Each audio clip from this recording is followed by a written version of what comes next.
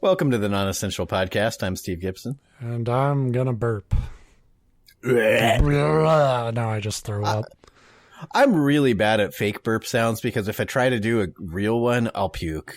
It's it's that thing of like, I'm ready to record. Me too. We start recording immediately. I'm like, I gotta fight off a burp. Says I'm Ben. Maybe that's just your name. Like, you've been saying it wrong your whole life. It's not Ben. It's my jaw unhinges on our 200th episode. My jaw will unhinge and a toad will come out and take over the co-hosting responsibilities. Yeah. And I won't notice. I mean, I'll be like, we don't do a video show anymore. Yeah. People will be like, he sounds clearer. His enunciation got better. Weird.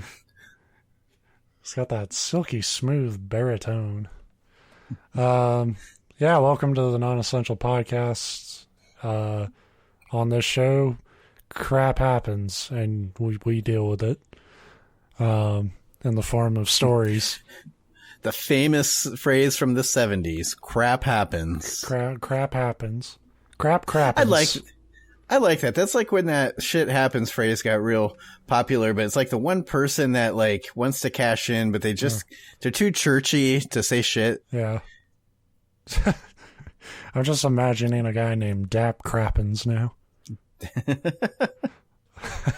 Hi, I'm Dap Crappens and these are diapers. I am so bad at coming up with names. Whenever I write stories, I just want to write a whole novel with the protagonist Dap Crappens. But it's like a serious, like a legal drama. This episode is brought to you by Dap Crappens thin cloth diapers. They don't work. But at least they don't clog. That's going to be a recurring thing. I realized last week I really like coming up with fake products. Oh, yeah. So, and since we don't have real advertisers, I have to make up my own ad copy to read. I was going to say, we could probably just make an entire podcast that's just entirely fake commercials for stuff, but I guarantee that already exists out there too. Probably. But we'd be better at it than whoever's doing it that I've clearly not listened to. I'm presuming that we would be better at it, but we're pretty, and I say we, I mean, you're good at it, and I'm good at just kind of laughing and pretending like I'm. You're good at enabling me for stealing somebody else's idea. Yeah. So on this show we tell each other stories, and the other one reacts to it, and we usually keep that going for about an hour. And half hour to an hour. It's supposed to be sometimes a half hour, but we don't shut the fuck up.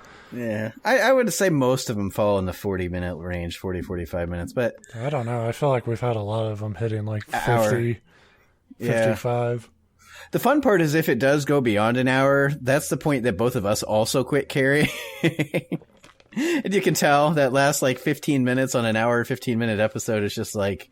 I mean, you can kind of feel it and like, you could probably hear it in my voice. Like, I really don't want to edit a show that's over an hour long anymore. That was the upside of trimming these down. And we still fuck it up. So we get to like 50. I'm kind of like, you've had creepypasta episodes where it's really been like, I am going to jump in and fucking take over reading this. Just to speed run through it. Sure. Well, I should probably get started then. But are you going to take an hour? I don't think so. Because if you might, I'll lay down. It's been a long day. We'll try to breeze through this. So a couple weeks ago, like it was not last week, but the week before, like leading up to when it's going to be my turn, and I was kind of. I don't know if it's because I said something about like I was still looking for a topic or if it was just random, but our good friend Andrew Brown from Twitter reached out with like a video on a guy, and he's like, this would be a good topic for your podcast. And he was right. It's really interesting. That's not my topic, though. Unfortunately, they made a video about it, so because we never cover anything on this show that other people have talked about. Only the most obscure new stories. So it's very interesting, but I don't have that this week because that also is one of those that takes some time and effort, and I didn't have that. Yeah. You've been really fucking busy. So thanks for nothing, Andrew, for trying to suggest work for our podcast.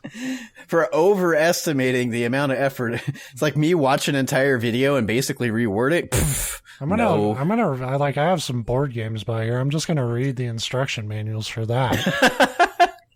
My board game cabinet where I keep them is right behind me here. That's an awesome idea. I got Dark Souls the board game here that I read 3 pages of the instructions. I said that's pretty tough, and I gave up on it.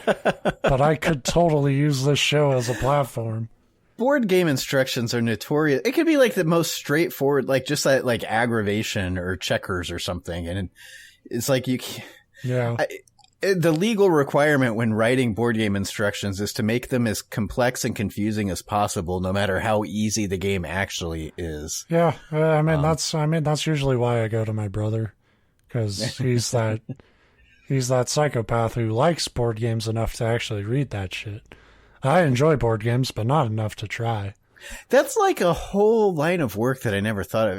Attorneys, how you can get people to interpret, I need, I was given this contract to sign. I need you as my attorney to read through it. Be I was given this board game for Christmas. I need you as my board game attorney to read through it and mediate the rules. Just a board game tutor. Yeah. Anyway, I don't have that. That's my long-winded way of saying I've got creepypasta. Yeah. Plural. You get one. Pick your favorite. Shoot the other. Well, the reason it's plural is as I was looking for these, I came across this first one and I just loved it so much I have to do it. But it's 4 paragraphs long. Okay. So it's so I'm yeah, this isn't going to be my actual one, but I want to read it. So the first one is called For a Good Cause by Spiksterino. I think that's what it's going for, that 70s Fonzie, I'm the Spiksterino. Reno. The Spike of Reno. Yes. It's for a good cause, Percy told himself. He was going to Morrison's Hospital, the safest, cleanest, and most trusted hospital in the city. Percy was really into helping others by any means possible. Today he was going to donate blood. The nurse accompanied him into the room. Name is Percy Langley, the nurse read from the clipboard. Male, 19 years old. Blood type O positive. This will help us so much. You don't have any idea how many of us need O positive. You have no idea how tasty O positive blood is. Us? Percy asked curiously. The hospital, Mr. Langley, the nurse replied. Oh, of course. I'm sorry, Percy apologized. I don't know why he'd apologize. Yeah, why is that your fault? Percy, stand up for yourself, man. You're about to get murdered. I like to help others, and I do that by apologizing for everything. Percy is Canadian. I don't know why I'm giving Percy shit. I do that all the time. I know, me too. I was at the grocery store 2 days ago, and I bought some wine, and I was at the self-checkout, and I go to this store every other day, and I'm waiting for the clerk to come over to check my ID and punch in the shit to let me continue ringing my stuff up. And the guy, I can tell he's new, comes up and he's like, you can finish scanning and then I'll do it. And I'm like, you can literally do it at any time. You just scan your card. But instead of telling him that, I'm like, oh, okay. Sorry. I'm the asshole. It's no, he's wrong. Fuck him. Don't worry, Ben. You're still relatively young. As you continue to age, you'll be like me and start to more and more catch yourself. I still wouldn't have said anything, I don't think, but I would have started to. So I assume by 50, yeah. Because I totally wanted to be just swipe your card. I'll do it. Give me the card. Moments later, the nurse took a long syringe and slipped the needle into his arm. It's ready. I can tell, Percy replied. That's a weird fucking reply. How experienced heroin addict Percy. It's oh, it's ready. Yeah. He was beginning to wonder why there was no plunger attached to the barrel of the syringe. Then, a dozen patients filled up the room. They were all thin and anemic. Nurse, what are they doing here? Oh, they're here for your blood. I guess we're going to need a bucket. Wait, what? What are you going to do to me? The first patient grasped the syringe connected to Percy's vein. He leaned his head to it and began to suck the blood. What the hell do you think you're doing? Percy shouted.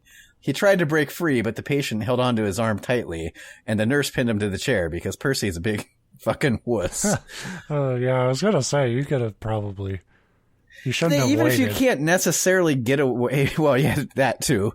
But even if you did wait, like, I could see maybe you couldn't escape, but I think I could wiggle enough to, like, at least temporarily stop the blood sucking from a syringe in my arm. Like, it's not that hard to pull a needle out of your arm.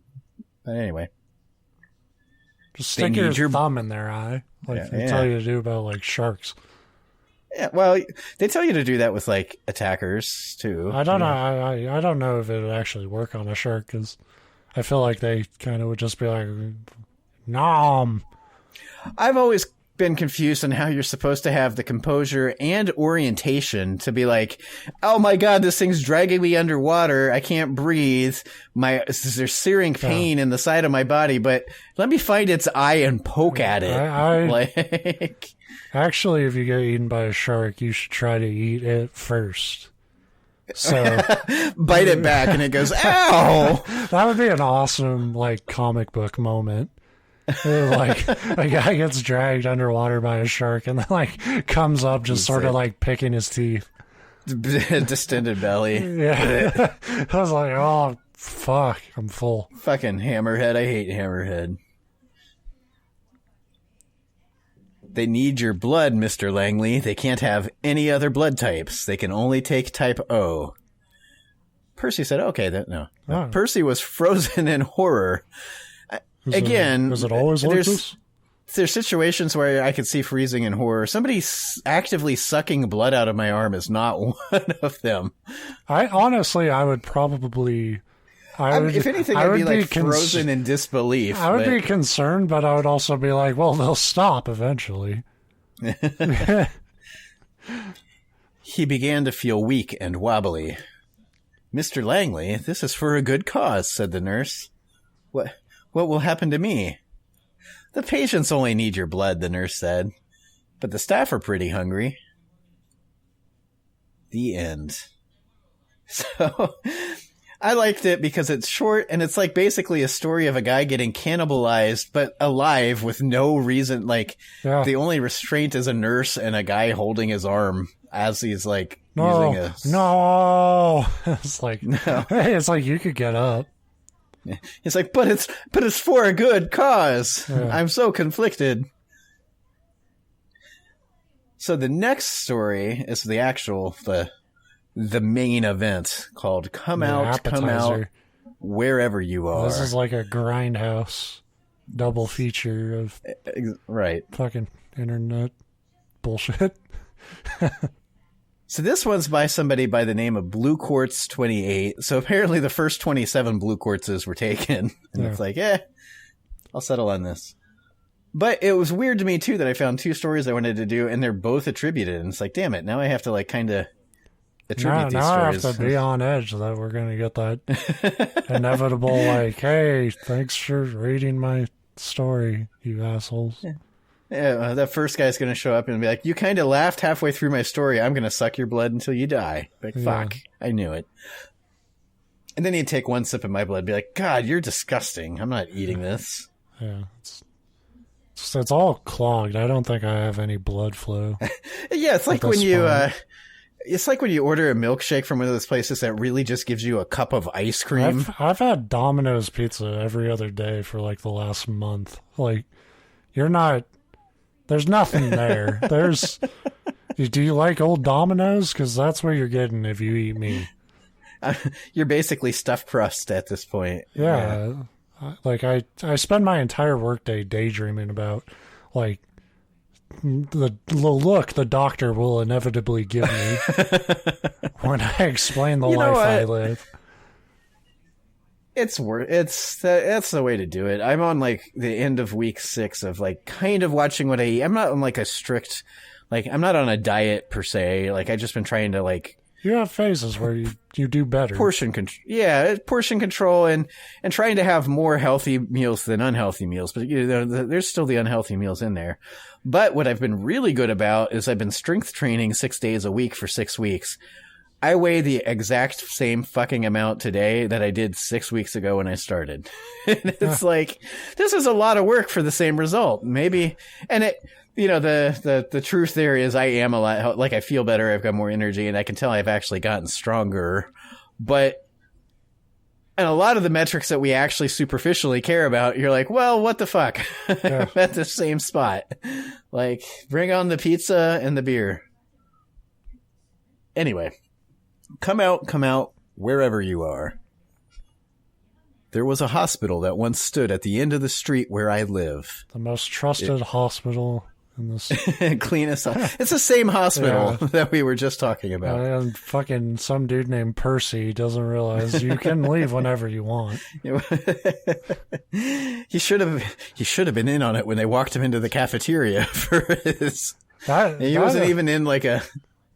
Well, like, that's an interesting story about a guy who was too polite to realize you can stop giving blood now. You don't have to keep going. Yeah, it's not really about a killer or a monster or anything. It's just like one guy that's too polite and one guy that like is just trying to see how much blood he can get to meet a quota. So he keeps asking, he's like, "Can we get one more plane out of you?" It's not out of malice. He's just trying to boost his numbers. Or they just couldn't stop the blood. It's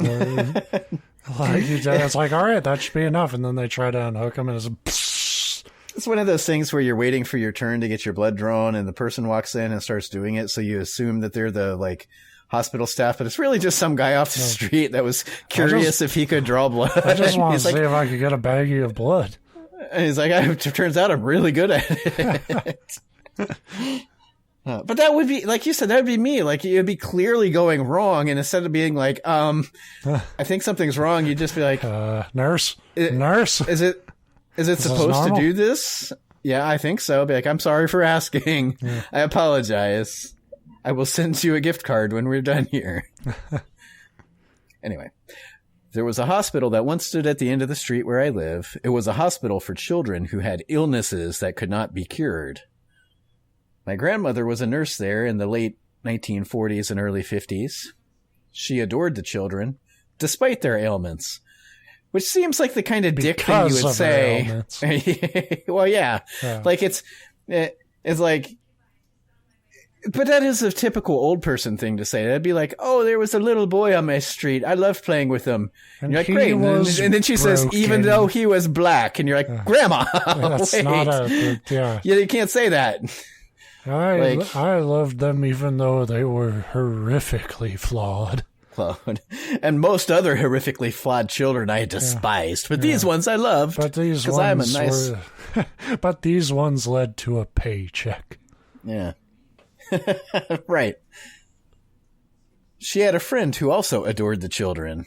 Her friend, Rosalie Frederick, would bring fresh baked pies from her home and ask the children if they wanted to play games. The children loved games, especially when it involved a special reward. This sounds like it's setting up like a porno to me. I love special games with special rewards. From these women that adore children. If one of the children, my beautiful, misbehaving, broken children. If one of the children would beat Rosalie in a game, they would have pie first before dinner. Yeah, you fucking brat. Who do you think you are? You cheated. They'd get pie first before dinner. If they did not, Rosalie would eat it all by herself. Which would be a awesome dick move.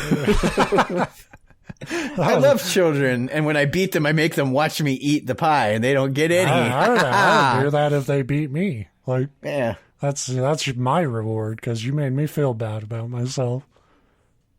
Of course, it was not true. Rosalie allowed the children to beat her in a game. So not in like every game, just a game.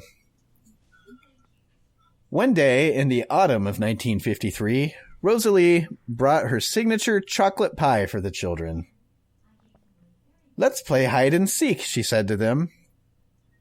My grandmother insisted that they stay indoors as the weather had been rainy and the ground was still muddy. Rosalie said she would count to 50 and the children would hide and try to beat Rosalie by getting to the safe spot in the kitchen where the pie was. 50's a 50's long count. I know. When I count to 10, I speed it up by, you hit like 7 and you start speeding it up because 10's a long fucking time. Like 50, she was having a smoke break's what it was. Like 1, 2, yeah, that's 3. The sisters from fucking The Simpsons. Yeah, pretty much. Rosalie began to count to 50 and she heard the children run to their hiding spots. Once she finished counting, she began to look for them. So you basically just got game rules read to you because that is the entirety of hide and seek. Yeah. She checked their rooms and any other hiding spot while saying, come out, wherever you are." Rosalie searched the bottom level and decided to check the top floor. The hospital had 2 floors, but the second floor was not being used as it was going through repairs. Rosalie was sure the children would hide there, as there were many hiding places. She went to the second floor where there were many scaffoldings, and the repairmen used to redo the walls and doors. The repairmen were not coming in on this day as it was a Saturday. She checked the first few rooms, but no children. She didn't notice that one of the scaffoldings was not properly set up. It was holding heavy wooden boards, and it would not hold any longer. Rosalie walked under the scaffolding and checked the room there. No children. She called out, come out, wherever you are. But suddenly the scaffolding collapsed on top of her, the heavy wooden boards crushing her. Which sucks. It's not ideal. No. The children and my grandmother waited patiently for Rosalie to find them. They were excited to have chocolate pie to eat before dinner. They waited a long time, and one of them decided to rush to the kitchen, and the other children followed. Which was my understanding that was the point of the game, was for them to try to get to the pie. I don't know. Yeah. My grandmother got really worried when Rosalie didn't show. She and the children waited for her in the kitchen. "Can we have a bite?" one of the children asked. "Let's wait a few minutes," my grandmother said, and so they waited. When it started getting late and dinner was getting ready, my grandmother decided to go look for Rosalie. She asked the cook to keep watch over the children while she went to look. My grandmother checked everywhere on the first floor, but no Rosalie. My grandmother knew something was wrong. Her best friend was never into pranks. She then thought of the second floor. I like that it's like you wait and then you're like, aha! Now I'm thinking of the second floor. But she was told not to let the children go up there as it was not safe. She went up there anyway. Which is fine because she's not one of the children. She found the collapsed scaffolding. She made the children go up there anyway. Yeah, because, like I said, children, it's not safe. I'm not going up there. You go up there. It's like fucking Pikmin. I just send all these fucking poor kids. That's why you collect situations. Children. Right. It's a hospital. If something happens to them, you'll get more eventually. There's always sick kids. She found the collapsed scaffolding, and to her horror, she saw the crushed body of her best friend, Rosalie Frederick. Emergency personnel arrived, but it was already too late to save Rosalie. The children were heartbroken over the... I like the heartbroken. We accidentally flattened her more. That's what I was picturing, because this is in, they said the 53, so yeah. When I picture of the 40s and 50s, and they say emergency personnel, I picture those guys with the, like, paper hats, like the soda jerks wear, that kind of thing. And they just walk in with a stretcher, and that's kind of their only thing. They're like, well we can't get her on this. When we got here, she was breathing, but somebody decided to add more wood. Well, we couldn't lift it off, so we thought, if we add more, she might just fall through the floor. It didn't work. Yeah. There was nothing we could do. Children were heartbroken over the death of their beloved playmate. And the pie sucked. Yeah, that's really why they were heartbroken. By now, it's stale. We waited too long. Rosalie's body was set in a closed casket as she was too horrific to look at. Just in general, not because of the injuries. She was an ugly woman. No, they should have set up that rail system like they do. Have you seen Beetlejuice? A long time ago, because I hate that movie, honestly. But in the beginning of that movie, when they first die, there's all these dead, flattened bodies just flying through this undead office space thing. And it's that's what they should have done with her. Yeah. They could have hung her on the clothesline, just let her dry out. It's basically the same. Yeah, it's basically the same thing as a fucking dry cleaners. Yeah. Or the flower pressings. You let the flowers dry out and then you put them between 2 pages of a book and they'll last forever. No, so you just go hide and it's she's trying to find you still. So closed casket because she was ugly or something. I don't know. Her funeral was held on the hospital grounds and the children and my grandmother attended, hoping for pie. Oh. My grandmother decided to leave the hospital on Christmas. She bid farewell to the children and said that she would pray for their health. Before she left, she went to the second floor where her best friend was killed. She bid farewell, and but killed she told her me, again. Yeah. When she was walking down, she noticed she got some of the goo on her shoe, and she said, "God damn it, Rosalie, these were my best funeral shoes." Starts choking her body. She bid farewell, but she told me as soon as she turned around to leave, she heard a familiar voice. She wouldn't say whose voice it was, she was too afraid to say it. There's only one fucking person of prominence Gilbert who died. Gottfried. And that was the President of the United States.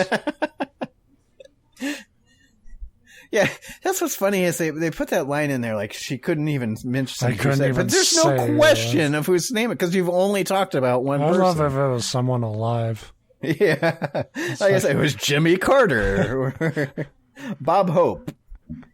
He gave a terrific stand-up performance that lifted her spirits, and she decided to stay. Oh, it's fucking Jack Nicholson as Rosalie. Where's my pie? A few years before the hospital was set to be torn down, my friends and I decided to check it out. The doors were left unlocked thanks to explorers who came earlier. Thanks to a boot kicking it very hard. Yeah, just a broken one. My God, they're open. Right. Who left this window shattered? How fortunate. Just now. That's how I approach closed restaurants and stuff. Oh my God, they're still open. Awesome. We checked the first floor. The beds were still in the rooms, and the kitchen had some rotten food that the rodents refused to eat. I love the idea that every abandoned building, they just up and leave in the middle of meals. Yeah, once the paycheck's cash is all right, we're out. Yep. Nobody's job to fucking demo that shit. When we checked the second floor, we then checked the second floor.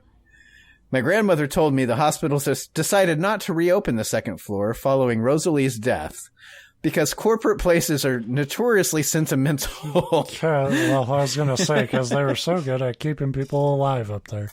And nobody's ever died in the course of construction. And if they do, they always just halt immediately and say, "Oh."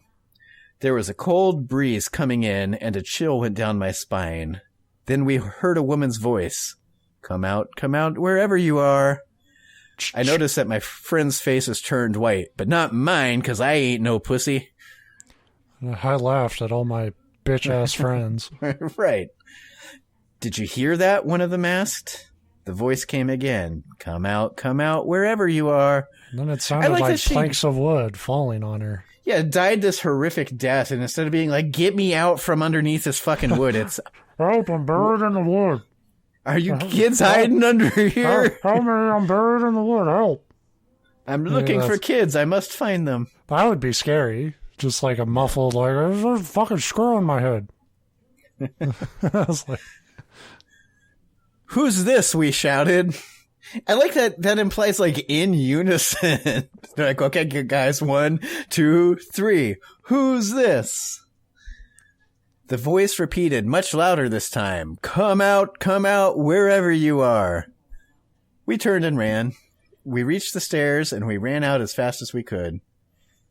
Today the hospital is gone, making way for new houses. The bodies of the children who died there were moved to another cemetery. The grave workers also found the body of Rosalie Frederick, presumably at her headstone. Unless they're like, well, you were really the help. We're just going to dig this hole. We'll put you here, but... I always wonder about that, though. Like, at cemeteries, do, like, guys get bored and, like, I'm going to goof, I'm going to swap bodies around? Just move the headstones. You're not necessarily swapping bodies. They just don't line up with the caskets. You're mourning my dumb uncle right now, you idiot. He was a pedophile. You're a pedophile lover now. I got him. Got him. Oh, that's the most evil character I think you've ever come up with. Guy that tricks you in the morning. Yeah, just a shitty like grave digger who's always getting people to feel sad for his dead pedophile uncle. Yeah. You like a dead pedophile? Shit. That's a movie I think Daniel Radcliffe would sign on to play as The Undertaker. I feel like that would have been Bam Margera's, like, you know, if he didn't have all these, like, drug and alcohol problems right now. Like, that would have been his bit for the last Jackass movie. It's just put fucking his pedophile-ass Don Vito, like, move his body around. At the end, Johnny Knoxville comes out and he's like, oh, he wasn't part of the last movie, was he? Knoxville? Yeah. Yeah.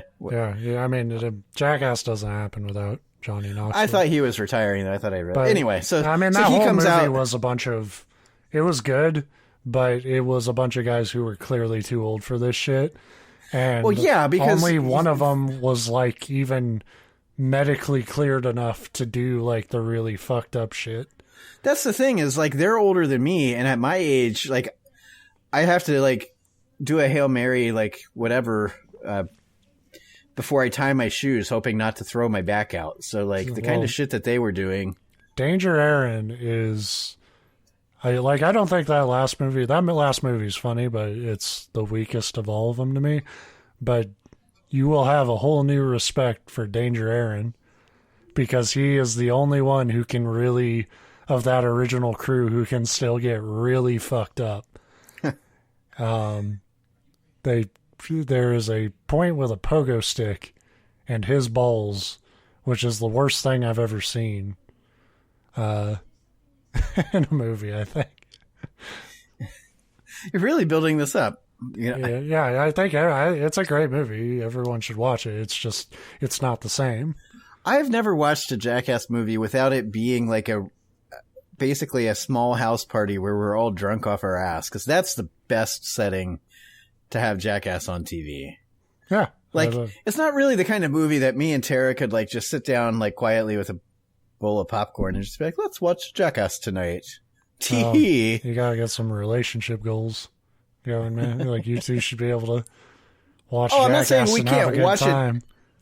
I'm not saying we can't watch it together, but it's not like the kind that you'd like cuddle up and watch Jackass. It's like we're going to pound some beers and like eat some pizza and watch Jackass. I don't know. You see somebody get their fucking junk fucking pogoed on with nothing between them and the ground. You kind of need to be held by a loved one after that. That's true.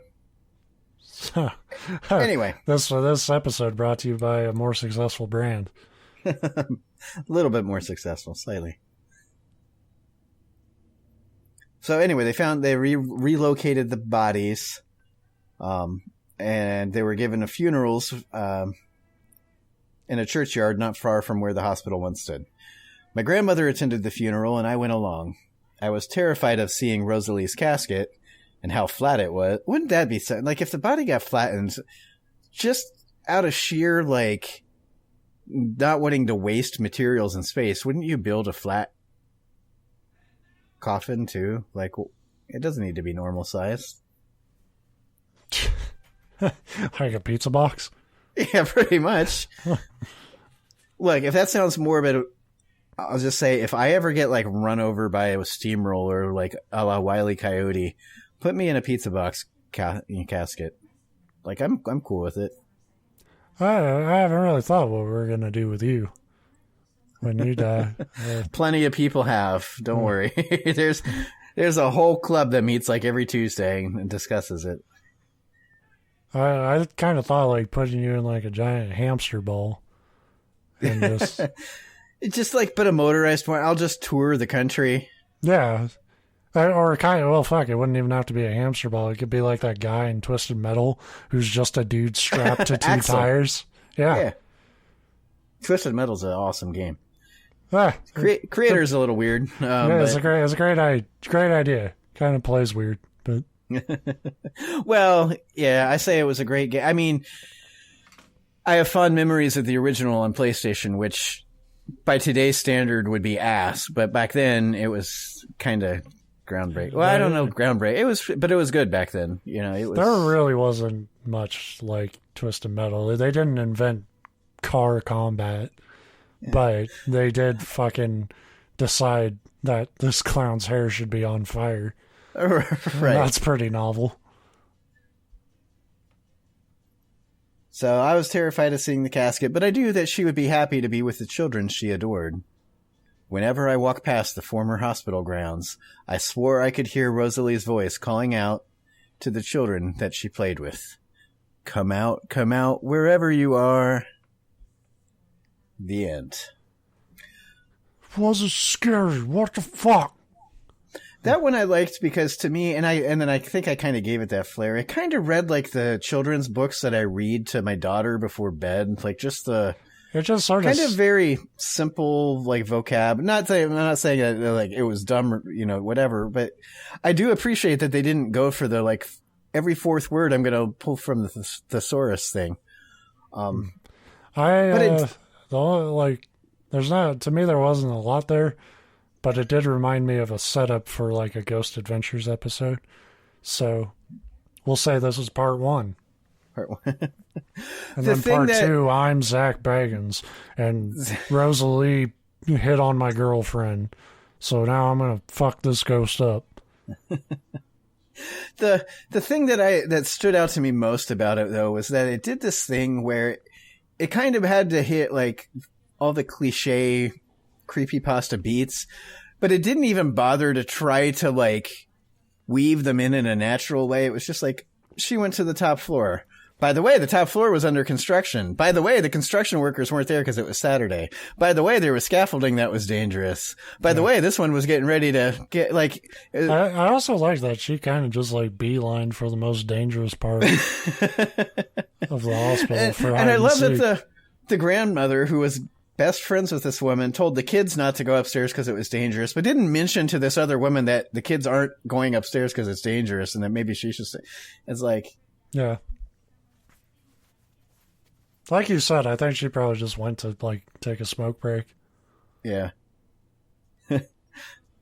There was a crack underneath her when she was found. Oh wait, no, there was crack underneath her when she was turns out she was a huge addict. If she was on crack when that shit fell on her, she would have popped right out like a cockroach. That's true. It's like, when you're on crack, you don't die. That's true. I've got some science. interesting. There was I don't want to say story makes it sound fun. There was an incident that happened back in the 80s. A guy was broke into some woman's house. He was waiting for her to get home. He was going to either kill her or do worse things and then kill her. You know, your typical whatever. But the person, when they got home, or somebody noticed that the door looked like it was kicked in and it was open, so they called the cops, and the cops went to investigate. And when they walked in, he jumped out, like ambushed one of them, but he wasn't armed. He just like jumped on top of one of the cops. Mm-hmm. and he was completely like fucked up. I think it was crack. It might have been. I don't think it was meth. I think meth's can't remember if meth's the upper, but I'm pretty sure it was crack. Meth's a relaxer. Yeah. I'm pretty sure meth is, because in my town, that's what it's like once a month you get the story about like, oh, there was this car found running in the parking lot of KFC that had been there for 18 hours. The person inside of it was passed out off, after taking meth. And meth is definitely not a downer. Well, I mean, there's I suppose you crash eventually is probably more the. Yeah. Oh no, heroin. The heroin's, I guess, the one that they typically pass out in their cars. Yeah, heroin shuts you down. Yeah. Heroin. So, but anyway, my point is your body doesn't need to do anything ever again. This guy was on something, and he got a hold of the officer's gun, so they were like wrestling for it. And the officer's partner ended up shooting this guy 17 times, including like 7 times in the head. And it didn't kill the guy. He kept fighting them. At that point, bath salts. Usually it's like, did you take bath salts? Yes. Or is it cocaine? Yes, that too. Or meth? Yeah. Guilty. All of the above. I just took everything I had, mixed it in a little Ziploc bag, and right. Let the ratios decide. I can't remember if the guy ultimately lived or if there was the 18th shot that finally put him down. But he might technically function, but he's not living. I would have been at the point like, yep, just stop shooting. It's a zombie outbreak. We're fucked. I don't. But nobody said you didn't have a lot of quid in you. That's just a lot of words to say. I agree with you. If this woman had been on crack and the scaffolding fell, she'd have been like, fuck it. Just a little popped out. Yeah. And then she would have tracked down the contractors that built this shitty scaffolding and beat them to death with it. But that's what I got. Creepypastas, 2 of them. They're always fun. Yeah. We're under an hour. Yeah. We're over a half hour, but we're right there. We'll keep it going. Here, and now for the epilogue. Yeah. So let me tell you about the time that I did crack salts. Yeah. God, I wish you had stories like that. Oh, I do. Crack salts? Keep them to my crack salts. Yeah. I mean, come on, dude. What would you be holding out for at this point? That's true. Episode 200, is that it? Is that the fucking milestone? Most hardcore drugs I ever did was like drinking 2 energy drinks within an hour of each other. Oh, shit. And based on that experience, I should not ever be allowed around actual drugs. No. Unless you want that caffeine to not feel like shit anymore. So that's the show this week.